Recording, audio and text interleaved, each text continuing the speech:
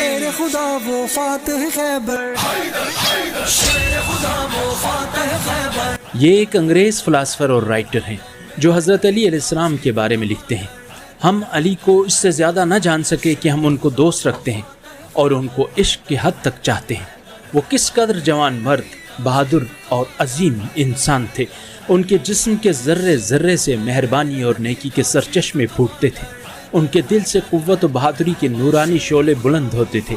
وہ دھاڑتے ہوئے شیر سے بھی زیادہ شجاع تھے، لیکن ان کی شجاعت میں مہربانی اور لطف و کرم کی آمیزش تھی۔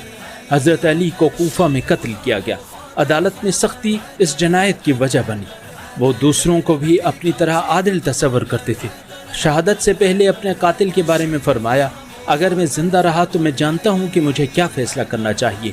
اگر میں زندہ نہ بچ سکا تو یہ کام آپ کے ذمے ہے۔ اگر آپ نے قصاص لینا چاہا تو آپ صرف ایک